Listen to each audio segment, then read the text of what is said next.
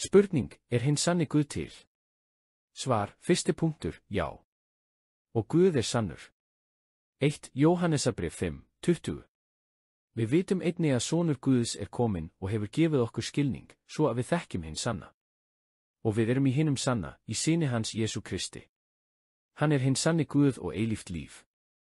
Rómverjabréfið 3:4. Alls ekki. Þvert á móti, Guð sannur en sérhver maður lygari, eins og ritað svo að þú reynist réttlátur í orðum þínum og vinnir sigur þegar dæmt. Annar punktur, Guð hefur eðlit og sanna mynd. Hebreabréfið 1:3.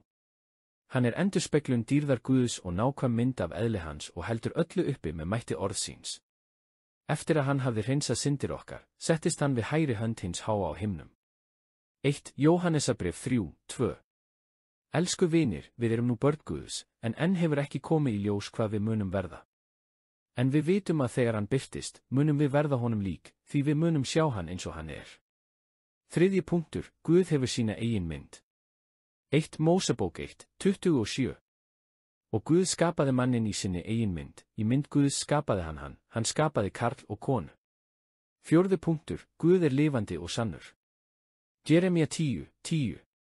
En drottin hinn sanni Guð, hann lifandi Guð og eilífur konungur. Þegar hann reiðist, skelfur jörðin, og þjóðirnar þola ekki reiði hans. 1 Þessaloníkubréf 1:9. Því að þeir sjálfur segja frá því hvernig við komum til ykkar og hvernig þið sneru ykkur frá skurðgoðunum til Guðs, til að þjóna hinum lifandi og sanna Guði.